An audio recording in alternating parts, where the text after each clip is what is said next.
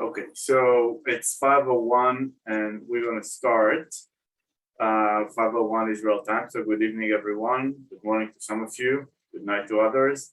Welcome to the Parasol International LL.M webinar. Today with us is Dr. Kobi Kastiel from Tel Aviv University. He teaches at the program. He also teaches at Harvard Corporate Law and stuff related to that. And he's going to talk to us later today, probably in about 5 minutes. But before then, what I'm going to do is I'm going to say a few words about the program, show you a 2-minute video clip, and then we're going to turn to our guests. So you do see my PowerPoint presentation, right? Wait, you do. Okay, so let me start with a short video clip that I think tells a lot about.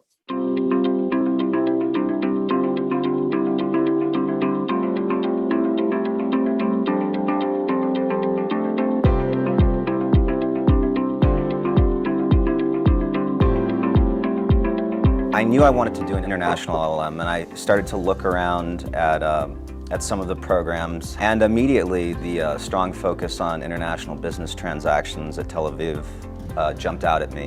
When I was searching for the program, Israel was my first choice, as I really wanted to explore this country and to feel what it means to live here. There are many tracks on the program. There is technology, business, human rights. This university enjoys an excellent reputation and attracts outstanding professors. Like I finished the law and technology track, so you feel more ready to get into the startup nation, and maybe you can work as a lawyer in a law firm. You can pursue a PhD, as I did. For me, it was fascinating to learn from not only from professors, but also from practitioners, partners at major law firms. Israel, and specifically Tel Aviv, is a very good place to learn, business law, because it's the startup capital of the world. It's full of energy, creativity, innovation, and everything. This is where Startup Nation is. This is where the startup scene is in Israel. People, atmosphere, classrooms, everything is perfect here. There were people who were getting their second masters, there were people who were already working, who had a lot of experience in their field of work. A lot of cultural dynamics and a lot of different views. So having an international LL.M program allows you to learn more about the world, have connections with students from all over the world.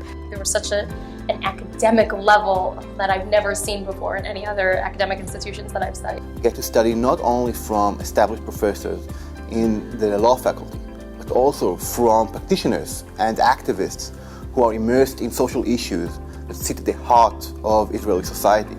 Campus life is exceptional. Nowhere else is having the beach so close. Being able to just go to the beach and have some drinks and go into the city. It's been amazing so far, and I'm really sad when I think about leaving.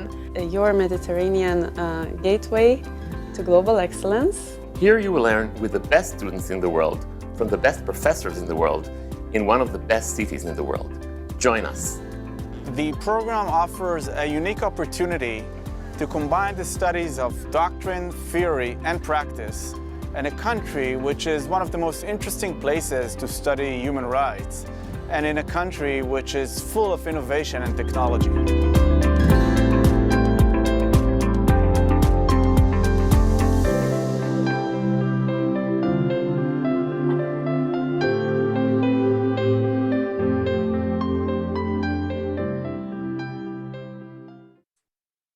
Okay, so few more minutes of your time, and then we're gonna turn to our speaker.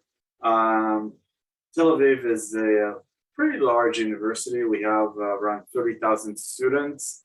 2,000 of them are international students coming from basically every corner of the world. In terms of the program, it's a 1-year, basically 10 months intensive degree program. Starts in September 1st roughly and finishes right now, end of June. The tuition is $21,000, though we do have scholarships for various types of students. Our class size is about 20. We keep it small to make it more intimate. And there are some requirements in terms of your GPA and TOEFL and stuff like that. Here are some unique features that we have For example, we have what we call the local legal practice, which is like a course that you take between the two semesters, where whenever, after the exams, you can take it's like an internship basically. You go and work in a law firm in an area in which you're interested in, and we kind of were able to solve the problem of that you don't have working visa, and that we count it as a course on a pass-fail basis. So basically get the chance to work between a week and 4 weeks in a law firm, and that gives you also some network for later.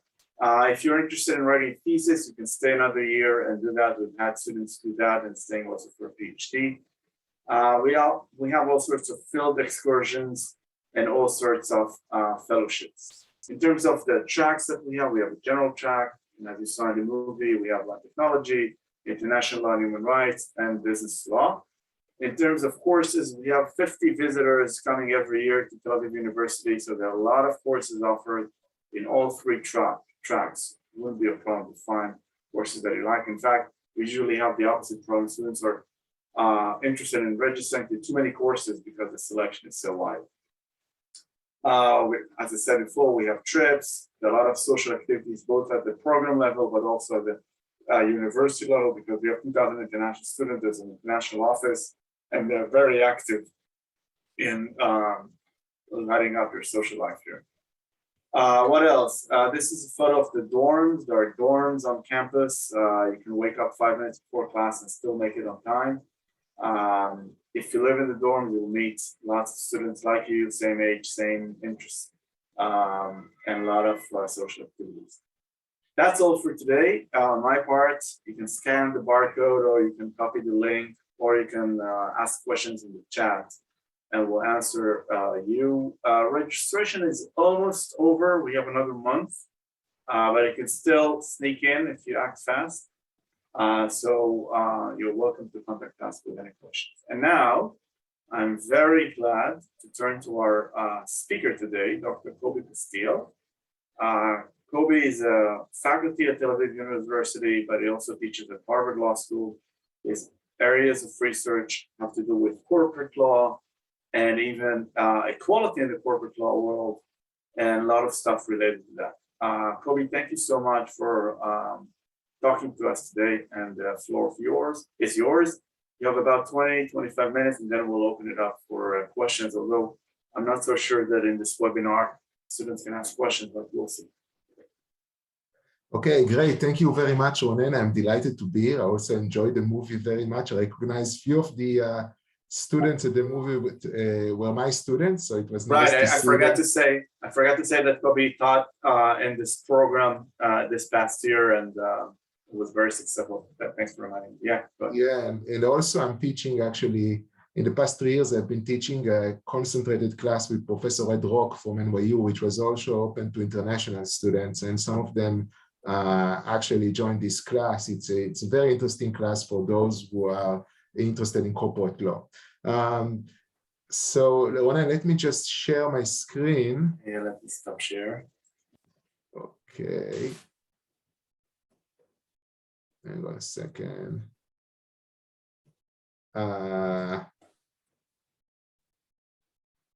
Can you see the full screen now, or do no? We see the edit version.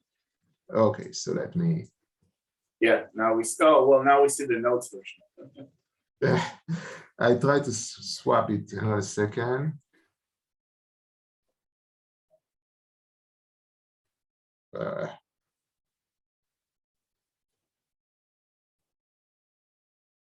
I'll try one more time.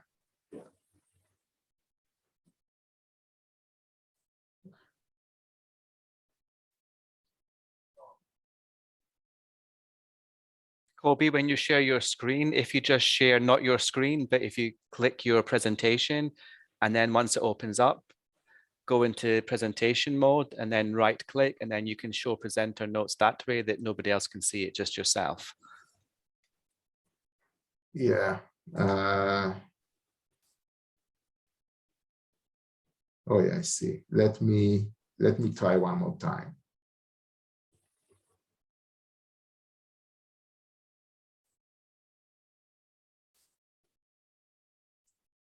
Now we don't.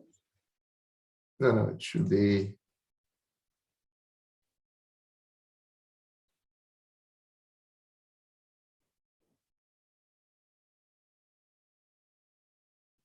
Okay, we see your edit version. Yeah, no.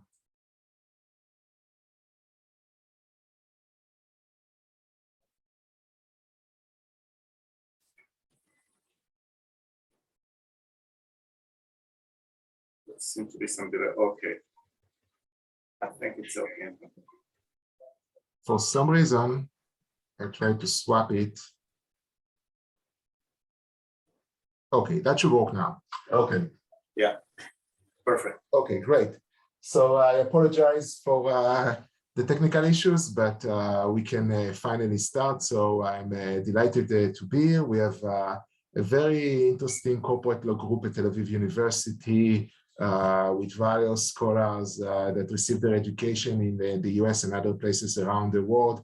So this is a joint project with my colleague Ehud Kamar here from Tel Aviv University and from Jared Elias, who is at Hastings now and currently moving to Harvard Law School.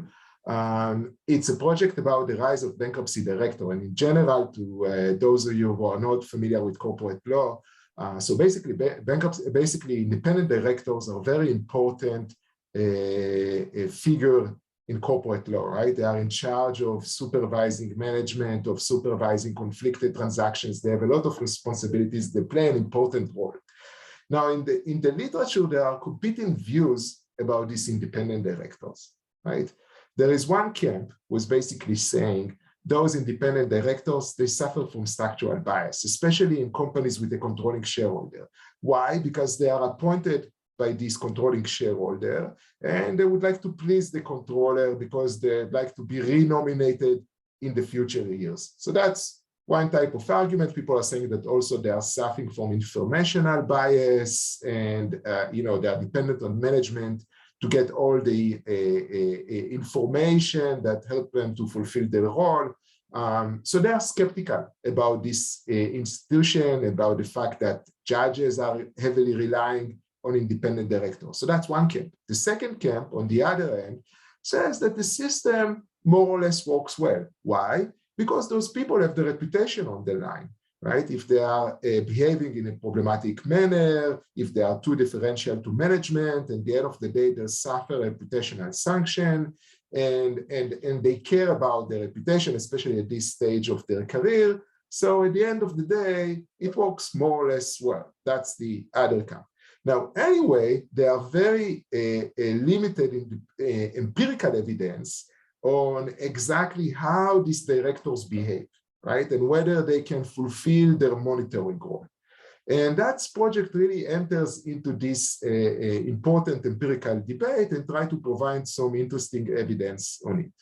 So the story in the paper, and I can send you, those who are interested, welcome to email me, and I'm happy to send you the article, which received quite attention.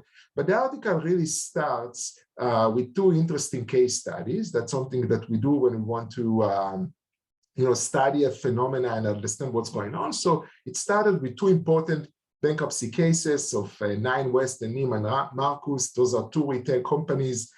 And those stories are very similar. I'm going to simplify it to you just for the sake of this presentation. But in both cases, a private equity firm, buy a retail company. If everything goes well, everyone is happy. The private equity firm is doing a lot of money, and also shareholders, and it's a win-win. But what happens when things go wrong, right? When the company is struggling, when it's at the verge of bankruptcy, etc.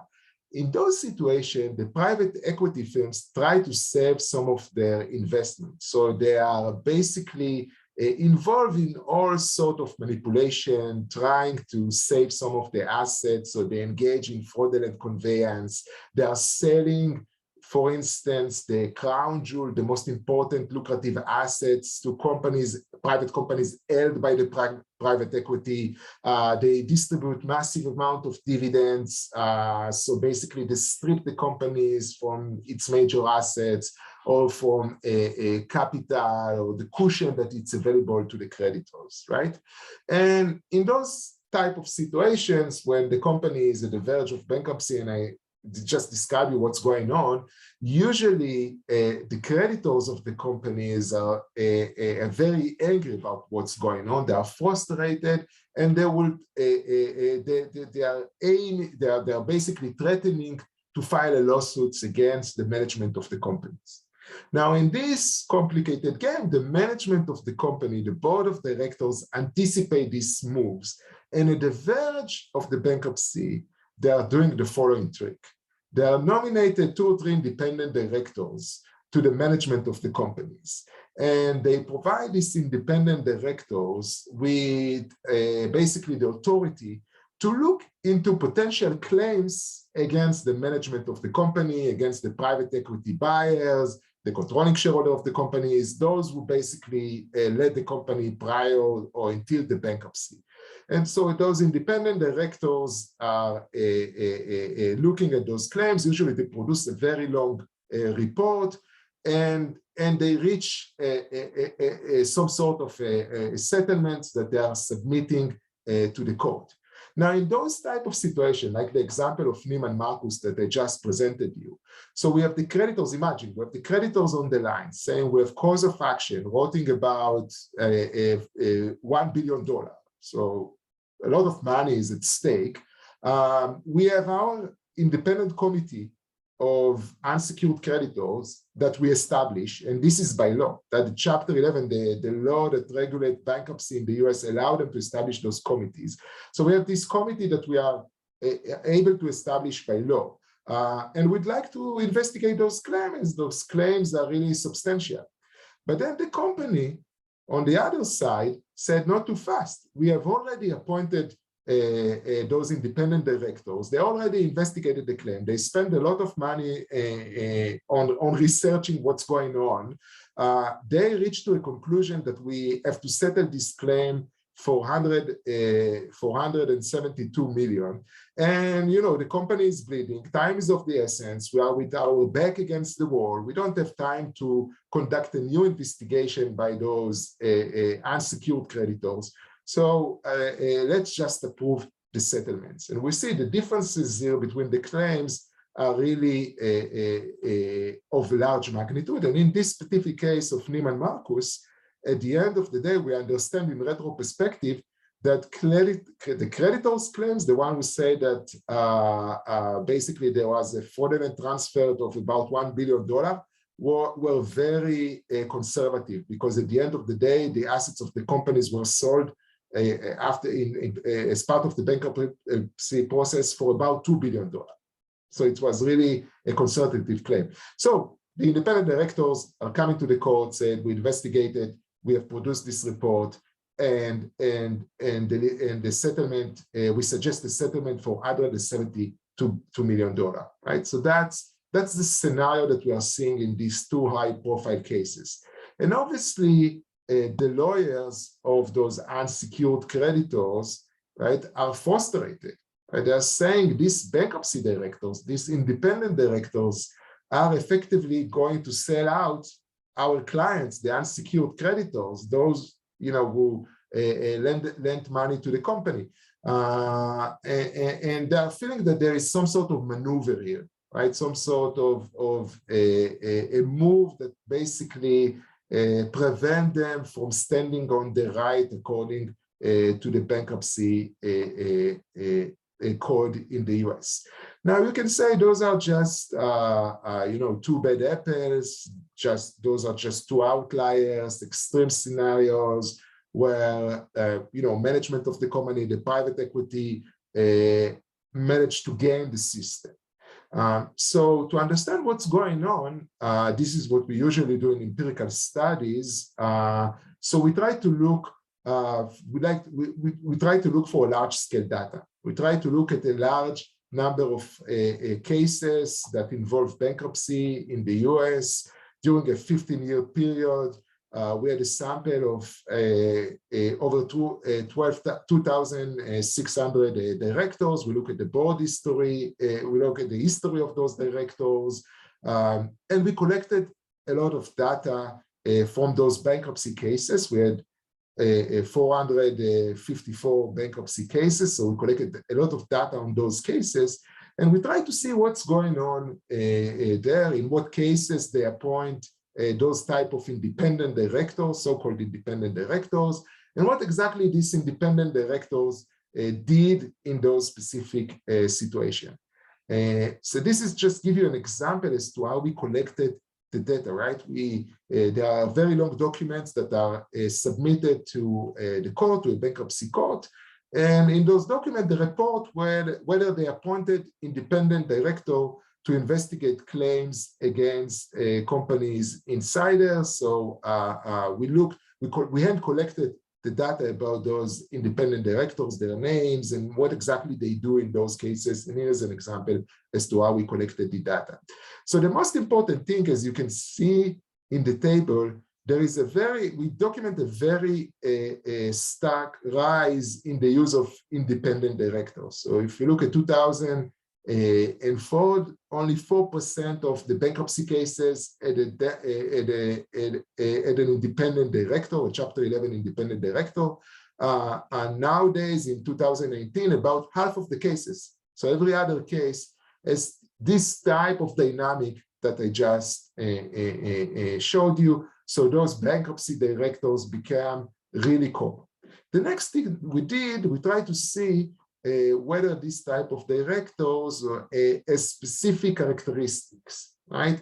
Whether the cases that appoint these bankruptcy directors, to what extent they differ from the other bankruptcy cases, and this will allow us to learn those cases better, right? To infer more things about situations where they appoint the bankruptcy directors.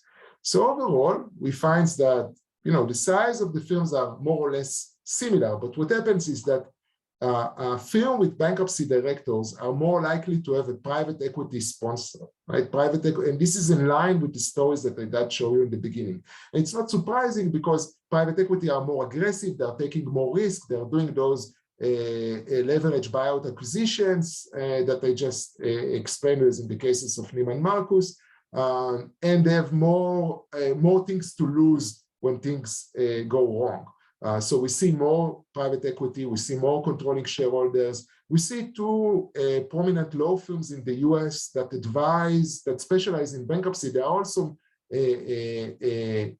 also associated with the appointment of bankruptcy directors. So this is just to give you a sense of the characteristic of this type of the cases.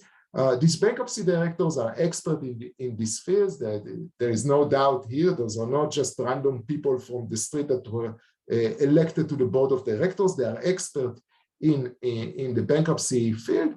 But surprisingly, they act alone in many of those cases. They usually don't hire financial advisors, and this is surprising because at the end of the day, in these type of situations, there is a huge question about the value of the company's assets, and they need experts to try to value those assets and to estimate how much they're worth, but they don't do it. They actually act alone. They act very fast.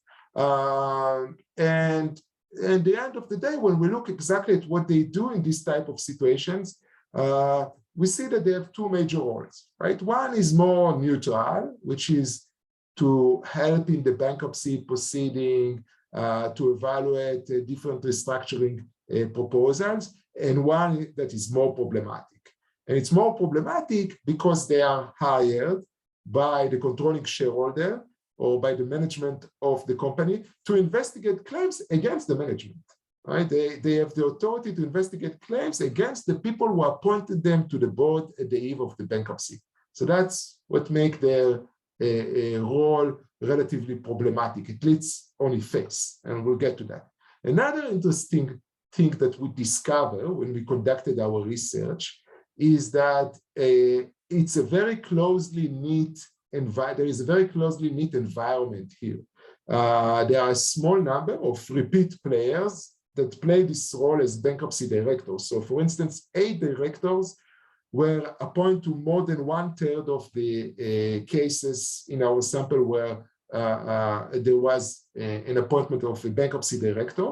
Here is an example of one of these people who is a repeat player. He has his own website advertised there that he has been, sittings on boards of companies that are going into bankruptcy. And this is just an example of the repeat players in our sample. You can see there are people who serve on more than, the one which is at the top of our list serve on more than 100 boards. Half of them of companies in bankruptcy, and others serves 20, 15 boards, etc. So those are repeat players in this market, and this is really leads us to a point which is an important point in our setting, which is the issue of structural bias, right? And the concern that those people will favor severe structural bias. And this bias has two effects, right? One effect is that they are appointed to the board by a private equity or by who is a controlling shareholder of the company, and then they might feel that they have to return a favor to the people who appointed them when they review or when they investigate the claims against those insiders. So that's one type of bias. But the second type of bias, which is even more concerning, is what we call in the paper the auditioning bias, because it's such a closely knit environment, and because we have those repeat players, the idea is that their likelihood to receive future nomination is really depends on how they behave in this specific case. And if they will be too harsh with the corporate insiders, then they are unlikely to get future nominations. Now, things are even get more complicated when we try to understand how these bankruptcy directors are appointed. And here you see the graph at the right that there are two law firms, I mentioned them earlier, Kirkland & Ellis and Weil Gotshal, that are highly involved in the nomination of these bankruptcy directors. Those are law firms that advise, the large corporations in the US that have to go into bankruptcy. And it's part of the playbook, to come to their client and say, why don't you nominate the bankruptcy directors, out of what I just showed you in the beginning of this presentation, and ask them to investigate the claims versus insiders. So if you are bankruptcy directors and you're too harsh on those insiders, it means that you are not likely to be recommended by Kirkland or Weil Gotshal for a future nomination. Now, each of these law firms have a number of private equities firms that are their clients, right? And each private equity firms at any given moment have like 20 investments or 15 different investments in portfolio companies. And each of these investments have certain likelihood to go into bankruptcy, especially in market like now that is very volatile. So you understand from the perspective of these bankruptcy directors, the market of future nominations or future appointment is huge. And this is the main potential bias that we are trying to show in the paper. And this is just to show you the interaction between the different players in this ecosystem, right? And the various connection between them. So this is just an illustrative example. Now, you can say, and I hope that by now I managed to persuade you that there is a problem here of structural bias, right? And the structural bias is because the people who have to conduct an independent, objective investigation are appointed by certain controlling shareholder, and they are depend on them for future nomination. It's a very closed market. But you can still push out on me and say what you just showed us is a structural bias, but you didn't show us any outcome. Maybe, at the end of the day, these people are still professional. They are expert in bankruptcy. I also showed you that their background, and I admit that they are professional people. They are not just random people from the street.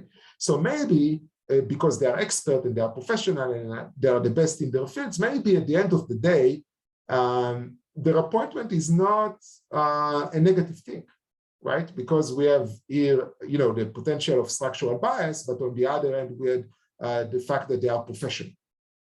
So what's going on? So to try to understand what's going on here, we needed an outcome variable. So we looked at the return to the unsecured creditors. Those are the creditors who are really, their money is on the line and they are risking losing it, if something's go wrong with the company. And here we find, when we conduct an empirical analysis on all the cases that we have in our sample, we find that the return to the unsecured creditor is much lower when a bankruptcy director is appointed to the board right at the eve of the bankruptcy. So they are associated with low return to the unsecured creditor, and it is statistically significant, as you can see in those tables. Now, you can still push on me and say, what you show us here, it is just association. It doesn't have to be causation, right? In what extent? In the extent that, maybe, bankruptcy directors, I give you just an alternative story, right? Maybe bankruptcy directors are, sophisticated players, so the company get them on board when we have really complicated bankruptcies and really difficult situation. And when we have really difficult situation, those are the situations that the company doesn't have a lot of assets and but it has a lot of debt. And there is not enough money to distribute to the creditors, especially to the unsecured one.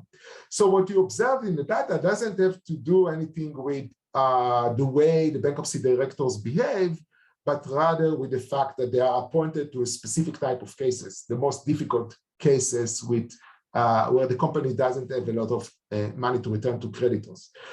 So to address this type of criticism, which is a classic move again in empirical studies, we also control for debt to asset ratio and other type of control variable, and the result we get are still statistically significant. So these bankruptcy directors are still associated with lower returns to the unsecured creditors. So just to sum up what we have so far, we have this new interesting phenomena of bankruptcy directors. They are expert, which is good, but they are not independent, which is bad. And we show the consequences of appointing them to the board. So here we come with a policy recommendation, which is a relatively easy suggestion to deal with this situation.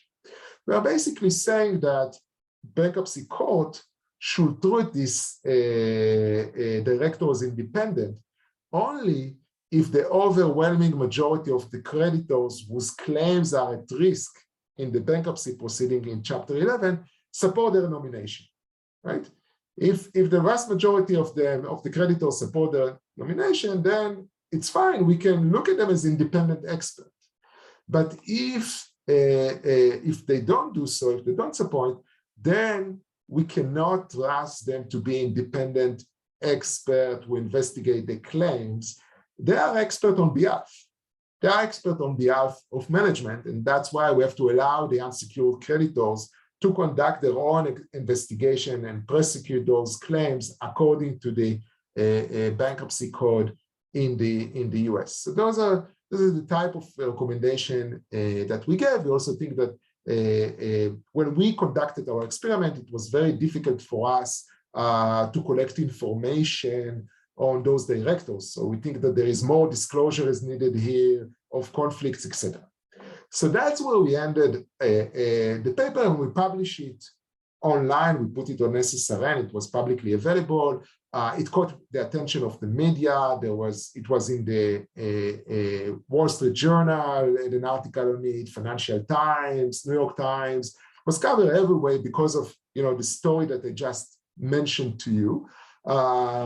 And at some point, someone sent it to Elizabeth Warren, the Democratic senator from Massachusetts, and she actually was a bankruptcy expert when she is a former Harvard Law School professor. She was a bankruptcy expert at Harvard, and she also active in fighting against private equities companies in the US, which in her view are gaming the system very often.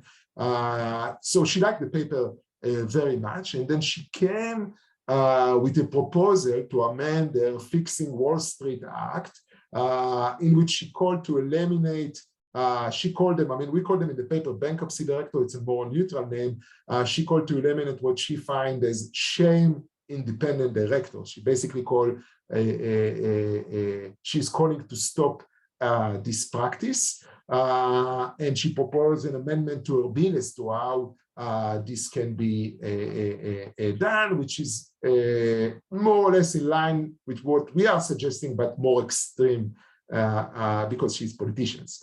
So at the end of the day, this is where things stand. It would be interesting to see whether there will be a further development in this area.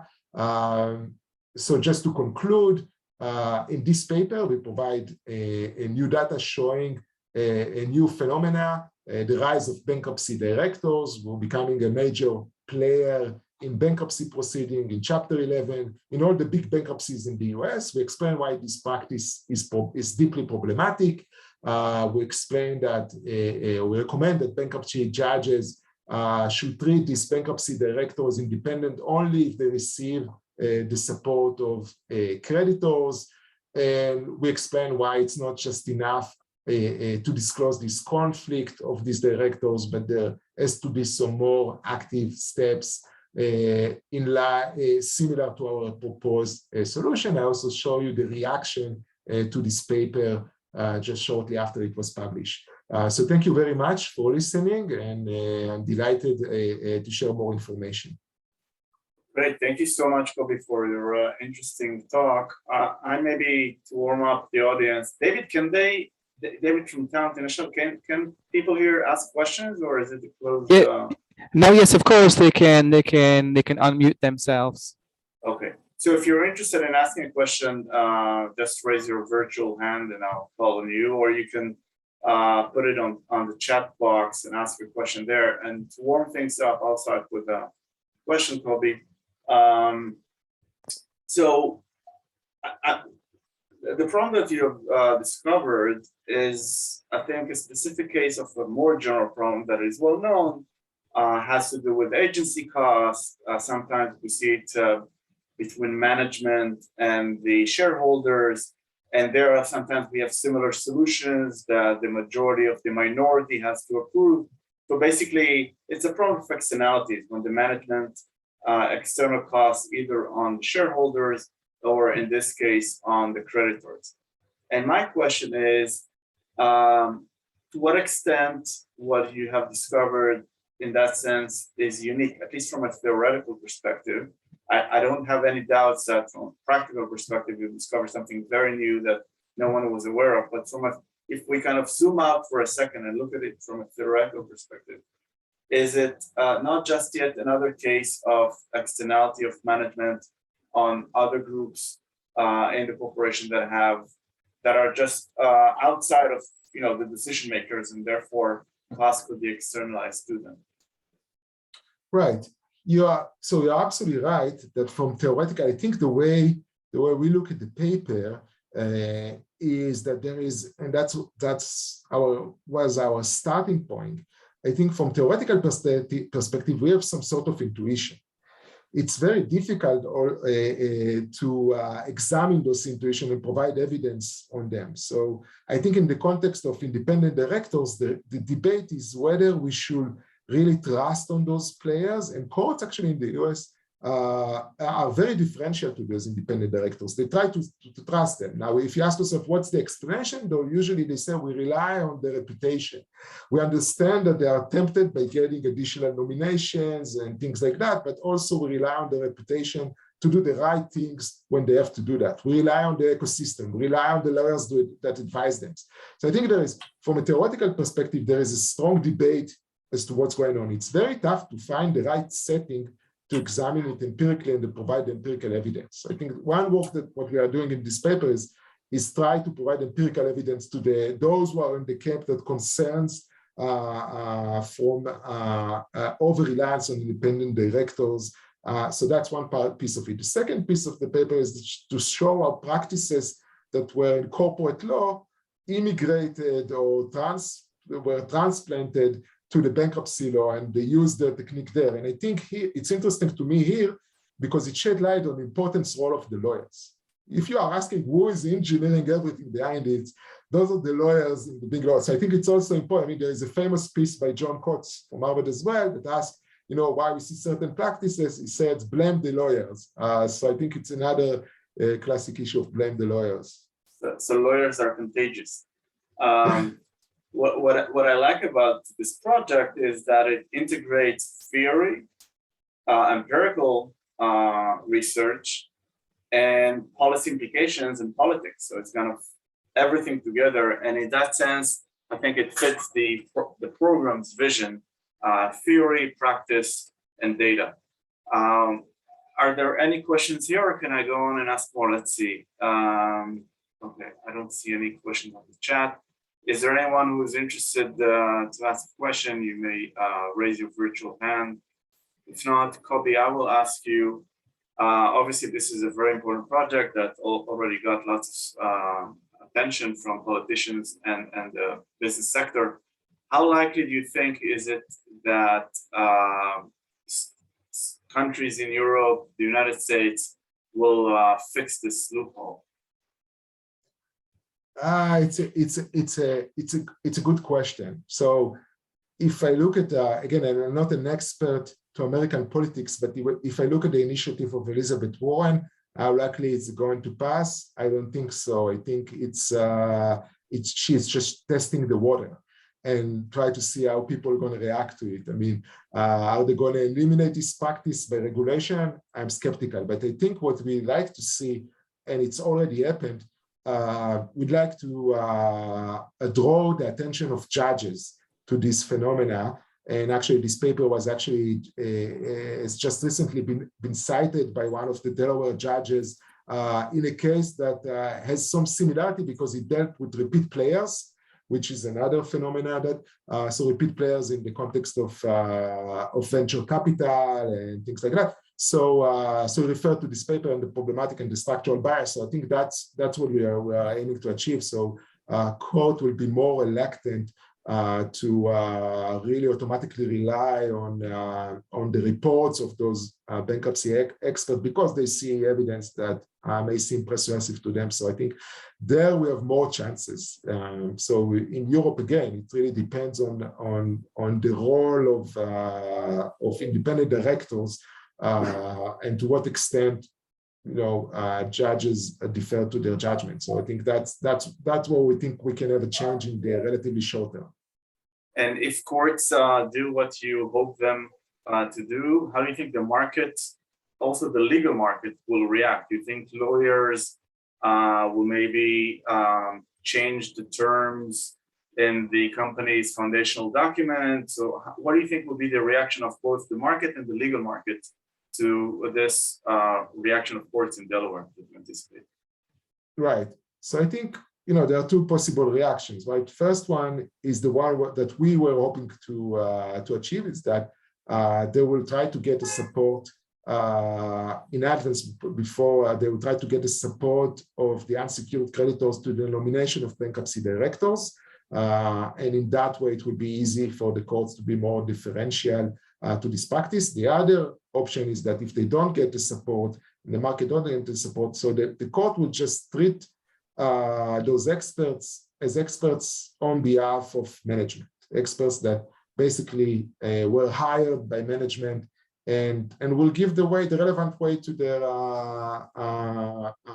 view. And I think in that regard, it will require, if court will be less differential, it will require the party ex ante to do a negotiation that really provide more voice to the unsecured creditors, right? It wouldn't be that easy to bypass the system. I see. Last question. What are you working on now? What is your next project? So I'm actually I'm involved in multiple projects. So one of them is about superstar CEOs like Elon Musk and their impact on corporate governance. So that's one type of project. I'm working on a project on with Professor Lucien Bekchuk from Harvard Law School on all ESG issues and companies' initiatives to be more ESG oriented. So there is always a question whether it's just greenwashing or whether they actually walk the talk, right? Walk the walk and not just talk the talk. So we are trying again to collect empirical evidence on that and try to, look at the different players involved, company leaders, institutional investors, to what extent they fulfill their promises on the ESG. Yeah, ESG, for those who don't know, stand for environmental, social, and governance. And we use it a lot in the context of whether companies should be